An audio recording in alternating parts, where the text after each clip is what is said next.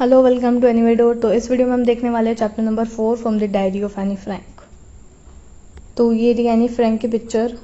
Before you read, Annelies Marie Anne Frank 12 June 1929 February March 1945 was a German born Jewish girl। Anne Frank का पूरा नाम था एनालीज Mary.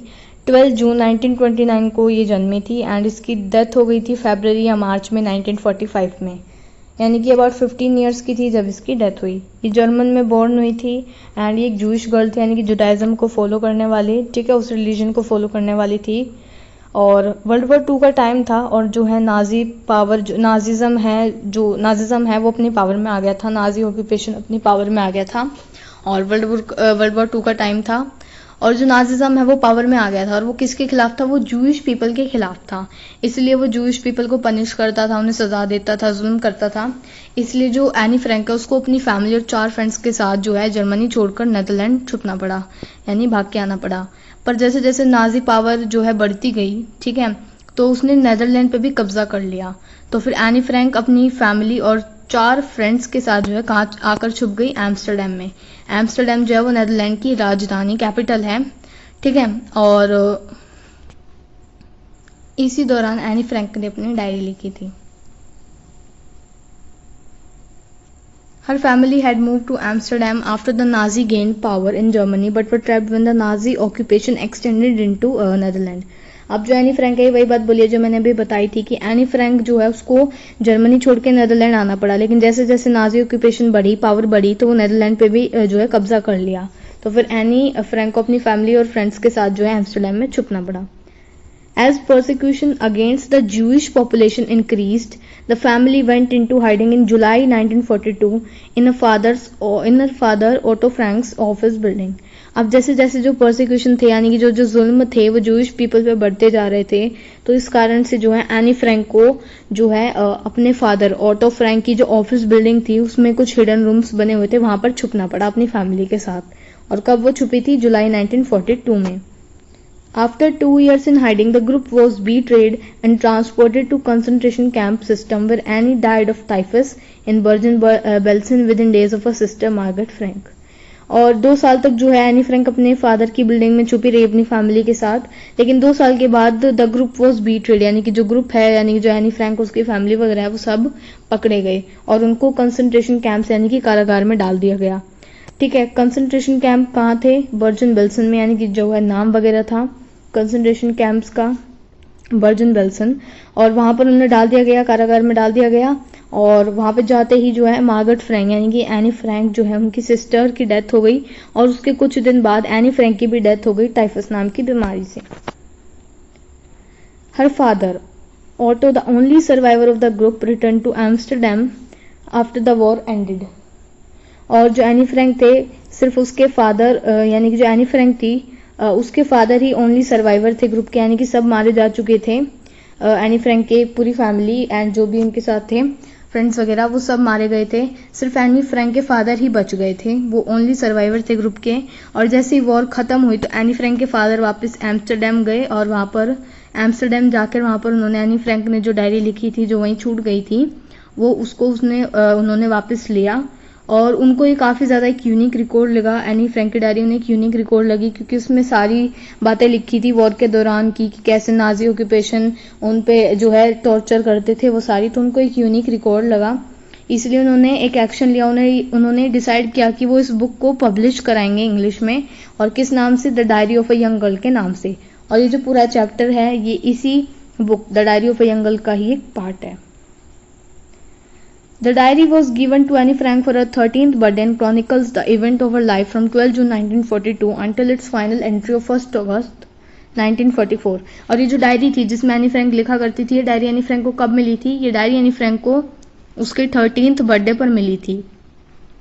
और 12 जून 1942 यानी कि जो एनी फ्रैंक का बर्थडे था, इस दिन से लेकर 1 अगस्त 1944 तक एनी फ्रैंक ने जितने भी क्रॉनिकल्स, जितने भी चीज़ें उसकी लाइफ में वो सारी उसने इस डायरी में लिखी थी।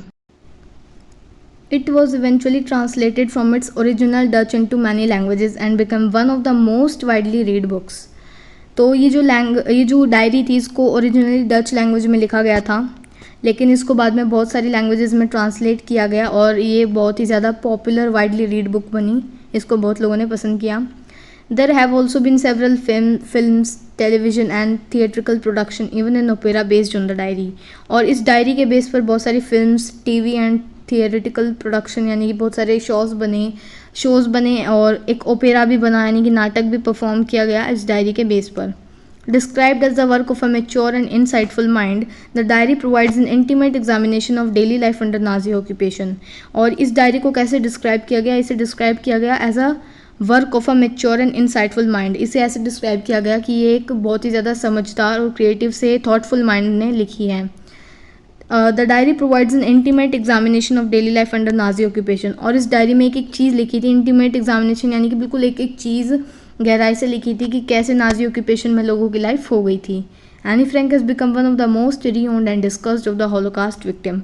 एनी फ्रैंक हॉलोकास्ट विक्टिम यहाँ पर यानी कि जो वर्ल्ड वॉर 2 की विक्टिम थी एनी फ्रैंक, ठीक है, जो नाजी ऑक्यूपेशन में जो जुल्म हो रहे थे सब पे, ज्यूइश पीपल पे, उसकी विक्टिम थी, इसलिए हॉलोकास्ट विक्टिम। और तो यहाँ पे बोला गया कि एनी फ्रैंक बहुत ज़्यादा जानी मानी हॉलोकास्ट विक्टिम बनी क्योंकि उसने सारी चीज़ें देखी और डायरी में लिखी।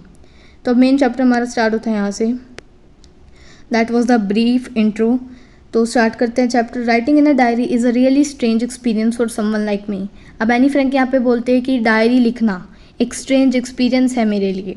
क्यों? क्योंकि इसके यहाँ पर उसने 2 रीज़न बताए हैं। पहला, not only because I have never written anything before but also because it seems to me that later on neither I nor any one else will be interested in the musings of a 13-year-old school girl.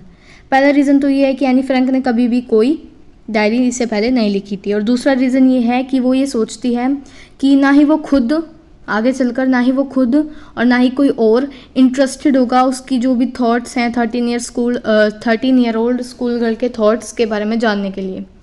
ठीक है, तो यहाँ पर ये बोल रही है कि सिर्फ ये कारण नहीं है कि उसने पहले कभी डायरी नहीं लिखी, एक कारण ये भी था कि कोई भी, ना वो खुद और ना कोई और इंटरेस्टेड होगा उसकी जितने भी थॉट्स हैं वो पढ़ने में। ओ वेल इट डजेंट मैटर, लेकिन फिर वो ये सोचते हैं कि इट डजेंट मैटर, इससे कोई फ़र्क नहीं पड़ता। I feel like writing and I have an even greater need to get all kinds of things off my chest. वो कहती है मेरा मन करता है लिखने का और मैं इसलिए भी लिखती हूँ ताकि मैं अपना दिल हल्का कर सकूँ। Paper has more patience than people, ये लाइन एनी फ्रैंक ने कही जो कि मोस्ट इम्पॉर्टेंट है इस चैप्टर में। Paper has more patience than people. Anne Frank यहाँ कहती है कि पेपर में ज़्यादा पेशेंस होती है लोगों से ज़्यादा।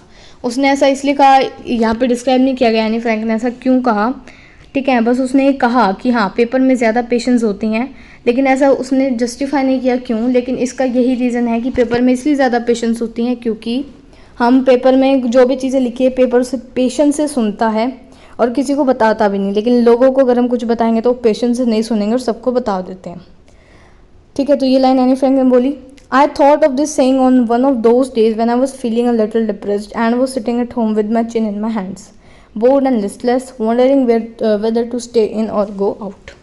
अब एनी फ्रैंक यहाँ बोलती है कि मैंने ये लाइन उन दिनों बोली, मतलब उस दिन बोली जब मैं बहुत ही ज़्यादा डिप्रेस्ड फील कर रही थी, घर पे बैठी थी और अपनी चिन पे यानी कि गालों पे हाथ रख के बैठी थी, बहुत ज़्यादा बोर्ड और लिस्टलेस यानी कि विद नो एनर्जी यहाँ पर लिखा है, यानी कि काफ़ी ज़्यादा वो बोर फील कर रही थी एक दिन और काफ़ी ज़्यादा मतलब दुखी सी, विदाउट एनी एनर्जी फील कर रही थी, गाल पे हाथ रखकर एकदम ऐसे डिप्रेस्ड बैठी थी और सोच रही थी कि बाहर जाऊँ, खेलूँ या घर में रहूँ।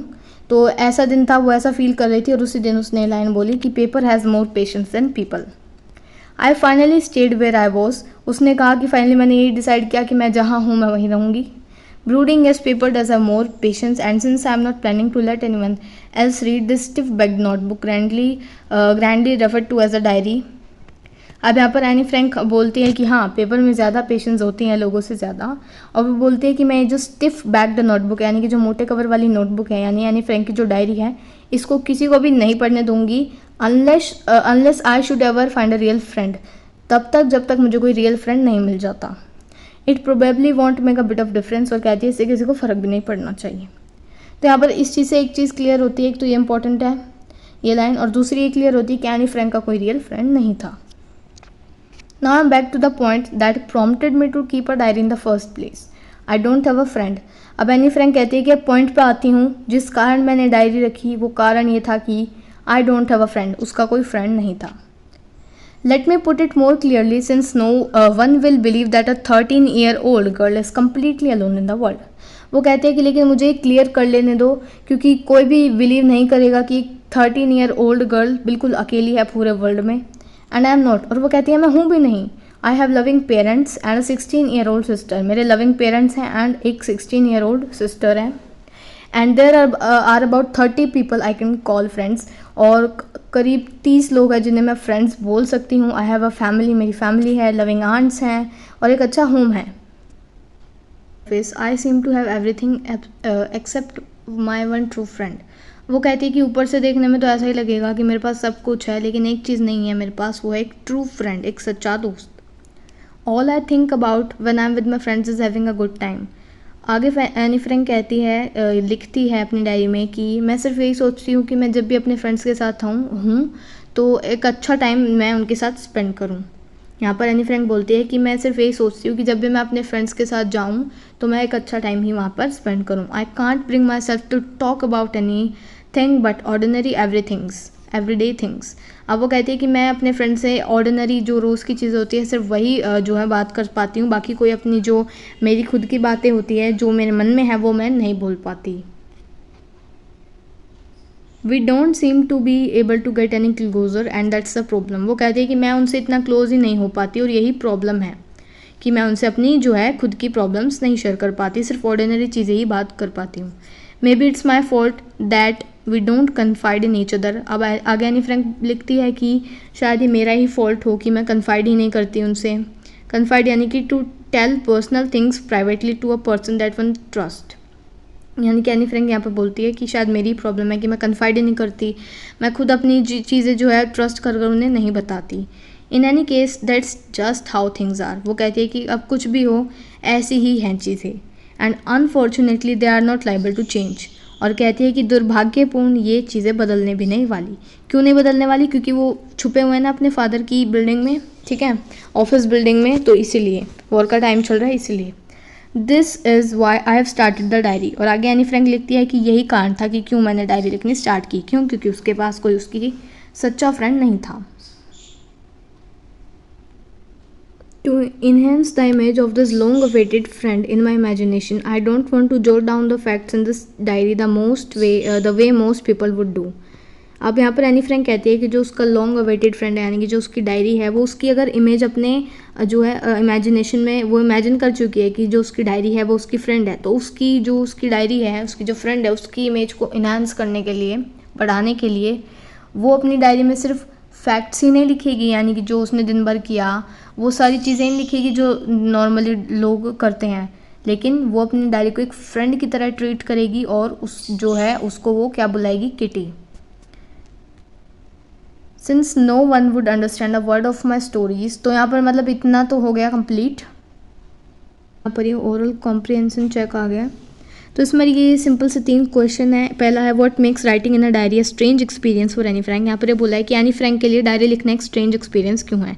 तो इसके 2 रीज़न हमने देखे थे. पहला रीज़न क्या था कि जो है उसने इससे पहले कभी भी डायरी नहीं लिखी, और दूसरी ये कि जो है वो आगे चलकर खुद भी इंटरेस्टेड नहीं होगी और ना ही कोई और इंटरेस्टेड होगा उसकी डायरी को पढ़ने के लिए, क्योंकि वो उस टाइम बहुत छोटी थी जब वो डायरी लिखती थी.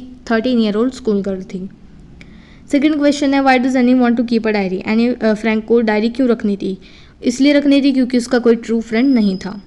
थर्ड क्वेश्चन है why did Anne think she could confide more in diary than in people. Third question ये है कि एनी फ्रैंक जो है ज़्यादा अपनी डायरी में ही क्यों कन्फाइड करती है देन इन पीपल, यानी कि जो है लोगों से ज़्यादा वो डायरी में ही अपनी चीज़ों को कन्फाइड क्यों करती है. क्यों? क्योंकि उसने ये लाइन बोली थी that paper has more patience than people. तो अब यहाँ पर क्वेश्चन तो हो गए, मतलब ऐसे बस समझा रही है कि क्या था. स्टार्ट करते हैं यहाँ पर next para. Since no one would understand a word of my stories to Kitty if I were to plunge right in I did better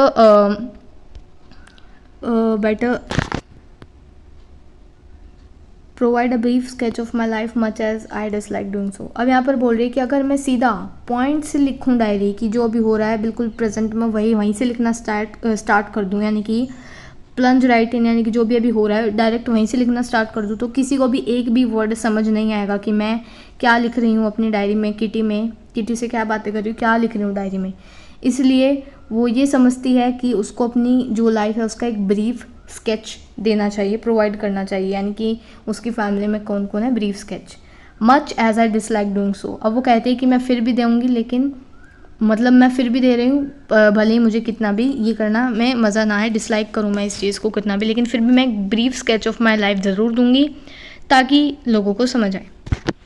My father, the most adorable father I have ever seen, didn't marry my mother until he was 36 and she was 25. यहाँ पे वो अपने father को बोल रही है कि उसके फादर काफ़ी ज़्यादा क्यूट से प्यारे हैं, यानी कि वो कह रही है कि उसके फादर सबसे ज़्यादा प्यारे फादर है जितने मतलब जितना भी उसने अभी तक देखा है। अब वो कहती है कि उसके फादर ने उसकी मदर से तब तक शादी नहीं की थी जब तक वो 36 के नहीं हो गए थे और उसकी मदर 25 की, यानी कि सीधा सीधा ये बोलना चाहिए था कि उनको ये बोलना चाहिए था कि उसके फादर की 36 की एज में शादी हो गई थी, लेकिन कितना घुमा के बोला है कि मेरे फादर ने तब तक शादी नहीं की जब तक वो 36 के नहीं हो गए।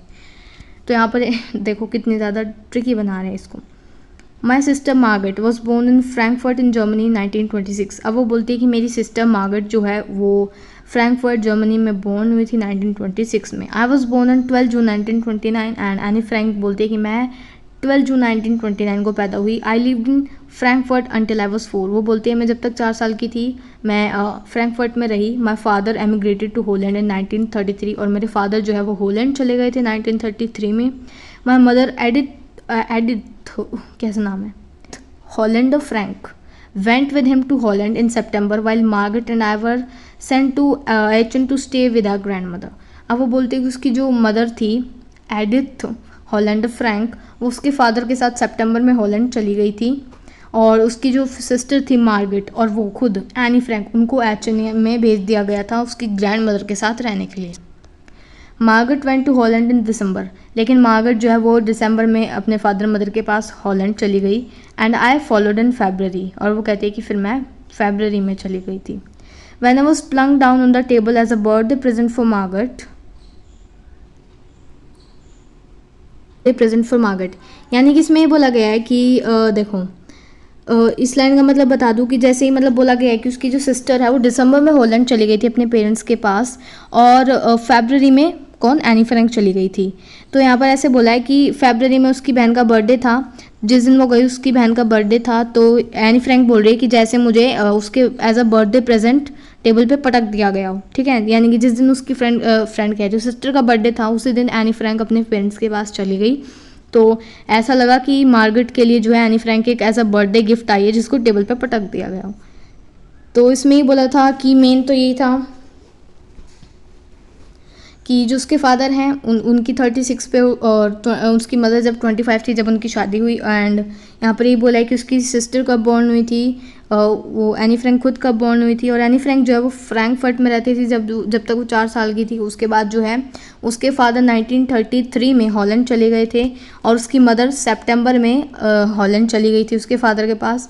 और जो मार्गरेट है और जो एनी फ्रैंक है उसको एचन क्या जो भी प्रोनाउंसिएशन है इसकी, एचन है जो भी है, एकन नाम की जगह पर अपनी ग्रैंड मदर के पास दोनों बहनें रहने चली गई थी। लेकिन फिर दिसंबर में जो है मार्गरेट भी चली गई हॉलैंड, और फरवरी में एनी फ्रैंक भी, जिस दिन बर्थडे था इवन मार्गरेट का उस दिन एनी फ्रैंक जो है अपने पेरेंट्स के पास हॉलैंड चली गई थी। और ऐसा लग रहा था जैसे एनी फ्रैंक को as a birthday present for Margaret table पे पटक दिया गया हो। प्लंग डाउन यानी कि यहाँ पर लिखा है put down in a casual way. I started right away at the Montessori nursery school. अब यहाँ पर बोल रही है कि जब एनी फ्रैंक हॉलैंड चली गई थी वहाँ पर, तो नर्सरी स्कूल में जो है एनी फ्रैंक ने एडमिशन लिया, और जब तक वो 6 साल की नहीं होगी तब तक वो उसी स्कूल में रही, और जब वो 6 साल की हुई तब वो फर्स्ट क्लास में चली गई थी। In the 6th form my teacher was mister Kuperus the head mistress. और जब एनी फ्रैंक 6th क्लास में थी तो उसकी जो टीचर थी वो कौन थी, मिसेस क्यूपेरस थी, जो कि वहाँ की हेड मिस्ट्रेस थी। At the end of the year we both were in tears as we said a heartbreaking farewell. और जब ईयर का एंड आया, साल का आखिरी दिन आया, जब फेयरवेल मना रहे थे वो, तो उसकी टीचर जो हेड मिस्ट्रेस थी उसकी और एनी फ्रैंक दोनों की आंखों में आंसू थे। In summer of 1941 grandma fell ill and had to have operation, so my birthday pass with little celebration. अब समर में 1941 की समर थी और जो एनी फ्रैंक की ग्रैंड मदर थी वो काफ़ी बीमार हो गई, उनका ऑपरेशन होना था, इसलिए जो एनी फ्रैंक का बर्थडे था वो काफ़ी ज़्यादा कम सेलिब्रेशन के साथ मनाया गया, यानी कि ज़्यादा कुछ सेलिब्रेशन नहीं हुई, बिना सेलिब्रेशन के पास हो गया। ग्रैंडमा डाइड इन जनवरी 1942 और नेक्स्ट ही ईयर 1942 में जो एनी फ्रैंक की ग्रैंड मदर थी वो डाई हो गई यानी मर गई. No one knows how often I think of her and still love her. क्या है वो कितना याद करती हूँ और कितना उनसे अभी भी प्यार करती हूँ. This birthday celebration in 1942 was intended to make up for the other and grandmother's candle was lit along with the rest. Grandma's candle was lit along with the rest मतलब कि अब जैसे 1941 में उसकी grand mother बहुत बीमार हो गई थी, उनका ऑपरेशन होना था, इसलिए जो एनी फ्रैंक का बर्थडे था वो काफ़ी ज़्यादा कम सेलिब्रेशन के साथ जो है मनाया गया था. तो जो 1942 का सेलिब्रेशन था was intended to make up for the other, यानी कि 1942 का जो बर्थडे था वो इतना धूमधाम से मनाया गया, यानी कि जो 1941 में जो कम सेलिब्रेशन हुई थी उसकी भी कसर सारी इस बर्थडे में पूरी हो गई थी. और जो एनी फ्रैंक की ग्रैंड मदर थी उनके लिए भी एक कैंडल जलाई गई थी. The four of us are still doing well and that brings me to the present date of 20 June 1942. अब वो बोलते हैं कि हम चारों जो हैं अब सही से चल रहे हैं, हम सही से जी रहे थे, ठीक है, मतलब जी रहे हैं. फोर कौन, उसकी सिस्टर, मदर और फादर और वो खुद. और कह रही है ऐसे जीते जीते अब हम प्रेजेंट डेट में आ गए हैं जो कि है 20 June 1942. And the solemn dedication of my diary, यानी कि काफ़ी ज़्यादा अब वो बोल रही है कि अब मैं काफ़ी ज़्यादा सिंसियरली अपनी जो डायरी है उसमें सारी चीज़ें लिखा करूँगी. अगेन फर्स्ट क्वेश्चन है why does Anne provide a brief sketch of her life.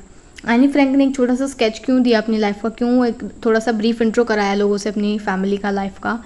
वो इसलिए करवाया क्योंकि ताकि लोगों को समझ आए उसकी फैमिली का थोड़ा बैकग्राउंड देख के कि हाँ ऐसे ऐसे. अगर वो बिल्कुल प्लंज राइट इन जो कि लिखा हुआ था ऊपर बिल्कुल वहीं से स्टार्ट करती है, यानी बिल्कुल एट द पॉइंट से स्टार्ट करती तो किसी को कुछ समझ नहीं आता. सेकंड क्वेश्चन है what tell you that Anne loved her grandmother. क्या चीज़ से पता लगता है कि एनी को अपनी ग्रैंड मदर से लव था. उसने ये चीज़ बोली भी थी और जो है अपने बर्थडे पर उसने अपने ग्रैंड माँ के लिए कैंडल भी लिट की थी. अब यहाँ पर जो है डियरेस्ट किटी, अब यहाँ से एनी फ्रैंक अपनी डायरी लिखना शुरू करती है. वो तो उसने चीज़ें बताई थी कि क्या है क्या नहीं, वो डायरी क्यों लिख रही है, क्या सब कुछ है, कैसा बैकग्राउंड है. अब यहाँ पर उसने अपनी डायरी लिखी है. डायरी का मतलब एक डायरी लिखी है, मतलब एक तारीख की यहाँ पर डायरी दी गई है 20 जून 1942 की. डियरेस्ट किटी जैसे लिखते हैं हम डियर डायरी, ऐसे उसने लिखा है dearest Kitty our entire class is quaking in its boots, यानी कि वो बोल रहे क्विकिंग इन इट्स बूट का मतलब shaking with fear and nervousness, कि हमारी पूरी क्लास जो है वो नर्वसनेस से, फियर से थर थर काँप रही है. ठीक है. The reason of course is the forthcoming meeting in which the teachers decide who'll move up to the next form and who'll be kept back. अब वो इसलिए थर थर काँप रही है क्योंकि जो है एक फोर्थ कमिंग मीटिंग आने वाली है जिसमें उनकी टीचर्स ये डिसाइड करेंगे कि किसको आगे क्लास में रखा जाए और किसको पीछे रखा जाए. Half the class is making bets, कह रही कि आधी जो क्लास है वो तो शर्तें लगा रही थी. GN and I laugh ourselves silly at the two boys behind us, और जीएन यानी कि उसकी दोस्त होगी कोई वो, और एनी फ्रैंक जो है वो बहुत ज़्यादा हंस रहे हैं क्योंकि उनके पीछे जो उनके पीछे दो बॉयज़ बैठे हैं सीएन एंड जैक्विज, वो शर्तें लगा रहे हैं. who have staked their entire holiday saving on their bet from morning to night. It's you are going to pass, no I'm not, yes you are, no I'm not. Even G's pleading glances and my angry outburst can't calm them down. अब वो बोल रही है, वो जो है अपनी gene नाम की फ्रेंड के साथ एनी फ्रैंक हंस रही है काफ़ी ज़्यादा क्योंकि जो उनके पीछे जो दो बॉयज़ बैठे हैं सीएन एंड जैक्विस, वो शर्तें लगा रहे हैं कि नहीं तुम पास हो गए, वो कहता नहीं मैं नहीं होऊंगा तुम हो गए. तो इस तरीके से उन्होंने अपनी पूरी समर ऐसे शर्तें लगाने में जो है बिता दी. और आगे कि even GS blooding glances and my angry outburst can't काम देम डाउन. अब वो बोल रहे हैं कि जो मतलब यानी कि यहाँ पे जो जीएन और एनी फ्रैंक है वो जो उनके पीछे दो बॉयज़ बैठे हैं सीएन एंड जैक्विस, उनके ऊपर काफ़ी ज़्यादा हंस रहे हैं क्योंकि वो शर्तें लगा रहे हैं दिन से रात तक. पूरी हॉलीडेज़ उन्होंने इसी में अपनी वेस्ट कर दी कि कौन पास होगा. एक दूसरे को कहते हैं कि नहीं तुम पास हो गए, वो कहता है नहीं मैं नहीं होऊंगा तुम होंगे. तो जो जीएस है वो काफ़ी ज़्यादा मतलब रिक्वेस्टिंग वे से उनकी तरफ देख रही है कि बस करो अब तुम लोग. और जो एनी फ्रैंक है वो भी काफ़ी गुस्से से उनको चिल्लाती है लेकिन फिर भी वो काम डाउन नहीं होते. If you ask me there are so many dummies that about a quarter of our class should be kept back. अब एनी फ्रैंक कहती है अगर तुम मुझसे पूछ रहे हो कि कौन पास होगा कौन फेल, तो मैं कहूँगी कि quarter of the class should be kept back, कि 1/4 क्लासेस को जो है पीछे रहना चाहिए, फेल कर देना चाहिए. क्यों? क्योंकि बहुत सारे डमीज़ हैं हमारी क्लास में, बहुत सारे नालायकमंद बुद्धि बच्चे हैं. But teachers are the most unpredictable creatures on earth. लेकिन फिर एनी फ्रैंक आगे लिखती है कि टीचर्स का कोई भरोसा नहीं है वो किसको पास कर दे किसको fail, because teachers are the most unpredictable creatures, यानी कि उनको प्रिडिक्ट नहीं कर सकते, वो कुछ भी कर सकते हैं, बहुत ज़्यादा अनप्रडिक्टेबल क्रिएचर्स है टीचर। तो कोई भरोसा नहीं टीचर का किसको पास किसको फेल कर दे। I am not so worried about my girlfriends and my self will make it, the only subject I am not sure about it's math. अब वो कहती है कि एनी फ्रैंक कहती है कि जो मेरी फ्रेंड्स हैं वो और जो एनी फ्रैंक खुद है वो इतनी ज़्यादा चिंता में नहीं है इस बात की कि कौन फेल होगा कौन पास। विल मेक इट, वो कहती है कि हम देख लेंगे हमारा हो जाएगा पार। The only subject I am not sure about is maths, वो कहती है कि सिर्फ एक ही सब्जेक्ट है जिसके बारे में मैं श्योर नहीं हूँ, बाकी सब्जेक्ट में तो हम हो जाएंगे पास। सिर्फ ओनली सब्जेक्ट क्या है जिसमें वो श्योर नहीं है वो है maths. Anyway all we can do is wait, वो कहते हैं कि कुछ भी हो अब हम एक ही चीज़ कर सकते हैं फ़िलहाल वो है wait. Until then we keep telling each other not to lose heart, और तब तक हम एक दूसरे को बस हिम्मत ही दे रहे हैं कि बस हिम्मत दे रहे हैं, मतलब कि अपना हार्ट लूज़ मत करो, मतलब हिम्मत रखो। I get along pretty well with all my teachers. There are 9 of them, 7 men and 2 women. Mr. Keesing, the old fogey who teaches maths, was annoyed with me for ages because I talked so much. अब वो कहती है कि मेरी सारे teachers के साथ ठीक ठाक अच्छी खासी बनती है।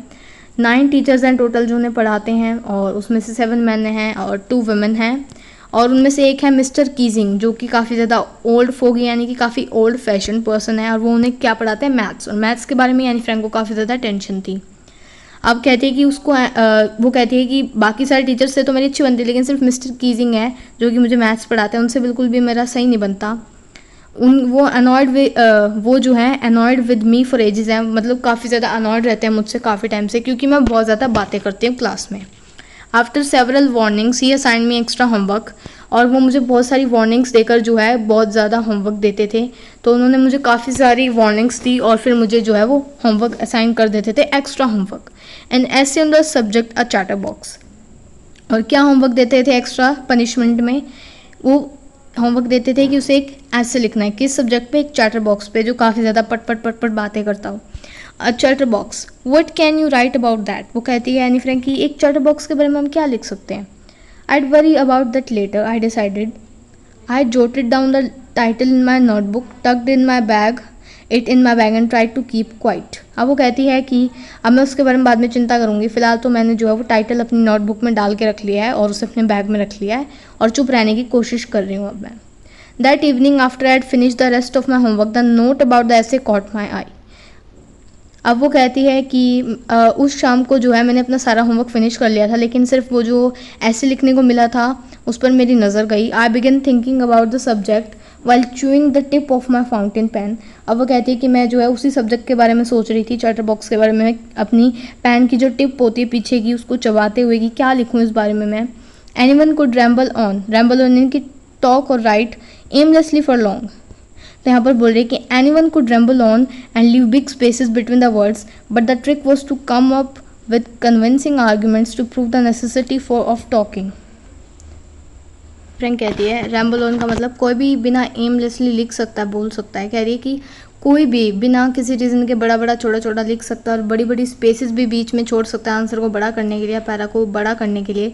लेकिन जो मेन ट्रिक है वो ये है कि हम ऐसे आर्ग्यूमेंट मतलब ऐसी स्टेटमेंट लिखें जिस पे लोगों को बिलीव हो। तो एनी फ्रैंक जो है यही यहाँ पर लिखना चाह रही थी अभी भी, मतलब वो अभी भी अपने आप को गलत प्रूफ नहीं कर रही थी, अपने आप को सही प्रूफ करना चाह रही थी। वो इस मैनर में लिखना चाह रही थी दैट पीपल बिलीव इट, कि पीपल उस पर बिलीव कर लें, ठीक है। और वो यही प्रूफ करना चाह रही थी कि बोलने की नेसेसिटी क्या है, बोलना ज़रूरी है। वो अब भी अपने ऐसे में यही लिखना चाह रही थी मेन, कि वो लोगों को कन्विंस कर ले कि बात करना नेसेसरी है। I thought and suddenly I had an idea. अब वो कहती है कि मैं सोचती रही क्या लिखूँ लेकिन एकदम से उसको एक आइडिया आ गया। I wrote the 3 pages and mister Keesing had assigned me and was satisfied. अब वो बोलते हैं मैंने 3 पेजेस भर दिए, मुझे आइडिया आया और मैंने 3 पेजेस भर दिए, और जो होमवर्क मुझे मिस्टर कीजिंग ने दिया था उस पर मैंने 3 पेजेस भर दिए, और जो मिस्टर कीजिंग थे वो भी सेटिस्फाइड थे एंड मैं भी। I argued that talking is a student's trait and that I would do my best to keep under control. अब वो कहते हैं कि अब जो है उसके टीचर मिस्टर कीजिंग उनसे कहती है कि जो है बात करना जो है एक स्टूडेंट का ट्रेट होता है, यानी कि इनहेरिटेड ट्रेट होता है, यानी कि पेरेंट्स से मिलता है, जो उसको साइंस में आपने पढ़ा होगा। That I would do my best to keep in control. तो वो कहती है कि ये स्टूडेंट का ट्रेट होता है, एक स्टूडेंट का कैरेक्टरिस्टिक होता है बात करना, ठीक है, जो उन्हें उसके पेरेंट्स से मिलता है, एक इनहेरिटेड ट्रेट होता है एक तरह का, मतलब सभी के लिए होता है लेकिन एनी फ्रैंक में ये था। तो वो कहती है कि अब ये स्टूडेंट का ट्रेट है, एक कैरेक्टरिस्टिक है स्टूडेंट का बात करना, तो मैं ज़्यादा कुछ तो कर नहीं सकती, मैं सिर्फ ट्राई कर सकती हूँ कि मैं इसे अंदर कंट्रोल रखूँ, मैं इसे कंट्रोल करूँ। But that I would never be able to cure myself. लेकिन वो कहती है कि मैं इसे कभी भी ख़त्म नहीं कर सकती, क्योर नहीं कर सकती, लेकिन मैं सिर्फ इसे कंट्रोल में कर सकती हूँ। वो कहती है कि cure myself of the habit since my mother talked as so much as I did if not more, and that's there's no much not much you can do about inherited traits। अब वो कहती है कि मैं इसे ठीक तो नहीं कर सकती क्योंकि मेरी मदर भी जो है बहुत ज़्यादा बातें करती थी, बहुत ज़्यादा बोलती थी, और मैं भी बोलती हूँ, तो मुझे उन्हीं की इनहेरिटेड ट्रेट्स मिली है, यानी कि क्वालिटी या फिजिकल मेंटल क्वालिटी जो कि अपने पेरेंट्स से उनको मिलती है। तो बोलती है कि मेरी मदर भी बहुत बातें करती थी और मैं भी बहुत बातें करती हूँ, यही मुझे इनहेरिटेड ट्रेट है जो मुझे मेरी मदर से मिली है, इसलिए मैं इसे क्योर नहीं कर सकती, लेकिन हाँ कंट्रोल ज़रूर कर सकती हूँ। Mister Keesing had a good laugh at my arguments. अब कहती है, अब मतलब आगे वो लिखती है कि मिस्टर कीजिंग जो है वो उसके आर्ग्यूमेंट्स थे जो एनी फ्रैंक के ये सारे इनहेरिटेड ट्रेड्स पे, इन पर बहुत हंसते हैं। But when I proceeded to talk my way through the next lesson he assign me a second essay. वो बोलते हैं लेकिन कि जब मैं उनके दूसरे लेसन में फिर से बातें करना शुरू कर देती हूँ तो वो मुझे एक सेकेंड ऐसे देते हैं लिखने के लिए। This time it was suppose to be on an incorrigible chatterbox. और इस टाइम टॉपिक क्या देते हैं कि एक इनकॉरिजिबल चटर बॉक्स, यानी कि इनकॉरिजिबल यानी कि जिसको हम करेक्ट नहीं कर सकते, बैड क्वालिटी का। तो यहाँ पर वो देते हैं उसको टॉपिक कि एक ऐसा चटर बॉक्स जो कभी भी ठीक नहीं हो सकता। आई हैंडेड इट इन। अब वो कहती है कि मैं वो भी लिख के उन्हें दे देती हूँ। And mister Keesing had nothing to complain about for 2 whole lessons. और वो बोलते हैं कि उसके बाद फिर मिस्टर कीजिंग मुझे 2 लेसन्स तक कुछ भी नहीं कहते, कुछ भी कंप्लेन नहीं करते। However during the third lesson he had finally had enough. लेकिन तीसरे लेसन में जब मैं कंटिन्यू रखती हूँ बिल्कुल ही बोलना, तो फिर उनकी हद करने की पार ख़त्म हो जाती है और फिर वो मुझे एक और ऐसे लिखने का देते हैं जिसका टॉपिक होता है quack quack quack said mistress chatterbox. ये टाइटल सुन के जो पूरी क्लास है वो रोर करने लग जाती है, चिल्लाने हंसने लग जाती है। I had to laugh too. तो एनी फ्रैंक कहती है कि मुझे फिर हंसना पड़ा, मुझे भी फिर वो सारी क्लास को देख के हंसना पड़ा। Though I had nearly exhausted my ingenuity on the topic of chatter boxes. अब वो बोलती है कि मुझे हंसना पड़ा, लेकिन अब जो है मेरी जितनी भी ओरिजिनलिटी थी, यानी कि इनजेन्युइटी, यानी कि जितनी भी मेरे अंदर ओरिजिनल जो क्षमता थी इस टॉपिक पे लिखने की, वो सब मैं ख़त्म कर चुकी हूँ। It was time to come up with something else. अब मुझे कुछ और लिखना होगा, समथिंग ओरिजिनल, कुछ original. My friend Sanne who is good at poetry offered me to help me the essay from beginning to end in words and I had jump for joy. वो बोलती है लेकिन कि अब मेरी एक फ्रेंड थी सैनी जो कि पोइट्री में बहुत अच्छी थी, तो उसकी फ्रेंड सैनी जो है वो एनी फ्रैंक को मदद करती है ये ऐसे लिखने में, और बिल्कुल पोएम वाले एंड इन वर्स, यानी कि मतलब बिल्कुल पोएम वाले ही तरीके से जो है वो ये ऐसे लिखती है और काफ़ी खुश हो जाती है Anne Frank, jump for Joy. Mr. Keesing was trying to play a joke on me with this ridiculous subject, but I had make sure the joke was on him. ये ट्राई कर रहे थे कि मेरे पे जोक हो जाए, यानी कि एनी फ्रैंक पे मिस्टर कीजिंग जोक करने की कोशिश कर रहे थे, एक तरह से थोड़ा सा मतलब थोड़ी सी बेइज्जती टाइप की कि लिखो तुम इस टॉपिक पर, बहुत बातें करती हो। लेकिन वो कहती है कि इस रिडिकुलस सब्जेक्ट पर मिस्टर कीजिंग मुझे तो जो है ऐसे मतलब लिखने के लिए, देने के लिए, आने के लिए जो मुझे ये काम सौंपा है, ये जो अजीब सा रिडिकुलस सा सब्जेक्ट है चैटर बॉक्स वाला, इस पे जो ये मुझे बार बार ऐसे लिखने के लिए दे रहे हैं और ये कर वो मेरे ऊपर जोक मारना चाहते हैं। तो वो कहती है कि ये जोक जो है अब ये मेरे ऊपर नहीं, ये उनके ऊपर जाएगा उल्टा जोक, ठीक है। अब वो कैसे, आई फिनिश माई पोएम। अब वो कहते हैं एनी फ्रैंक कि मैंने अपनी पोएम ख़त्म कर ली। इट वॉज ब्यूटीफुल, वो बहुत अच्छी बनी थी। It was about a mother duck and a father swan with 3 baby ducklings. और वो किस टॉपिक पे थी, मतलब किस चीज़ पे थी कि एक मदर डक थी, एक फादर स्वैन थे, उनके 3 बेबी डकलिंग्स थे, who were bitten to death by the father because they quacked so much. और उनको जो है उनके फादर ने ही खा लिया क्योंकि वो बहुत ज़्यादा बातें करते थे। Luckily mister Keesing took the joke the right way. फिर वो कहती कि लकीली, चलो अच्छा है, मिस्टर कीजिंग ने ये जो मैंने टॉपिक लिखा था इसको जोक वाले वे में ही लिया, ठीक है। He read the poem to the class. और उसने वो जो मिस्टर कीजिंग थे उन्होंने पूरी पोएम जो है वो क्लास को पढ़कर सुनाई, adding his own comments and to several other classes as well as. और उन्होंने उसमें अपने खुद के भी कुछ कमेंट्स डाले और जो है बाकी सारी क्लासेस को, जो दूसरी क्लासेस थी उनको भी ये सुनाई। Since I have been allowed to talk and haven't be assign any extra homework, और तब से जो है मुझे बात करने की परमिशन मिल गई और मुझे कोई भी एक्स्ट्रा होमवर्क असाइन नहीं किया गया उसके बाद से. On the contrary mister Keesing always making jokes these days. और इसके विपरीत, ऑन द कॉन्ट्ररी यानी कि इसके विपरीत, इसके उल्टे क्या हुआ कि मिस्टर कीजिंग के ही बिहेवियर में चेंजेस आ गए और वो भी अब आज के दिनों जोक्स करने लगे, यानी कि मतलब जोक करने लगे. Yours any. तो ये डायरी जो है ख़त्म हो गई. Extracted from the diary of a young girl with slight adaptation. So this was the chapter Annie Frank, from the diary of Annie Frank. So I hope you enjoyed this video. Thanks for watching and don't forget to like and subscribe our channel.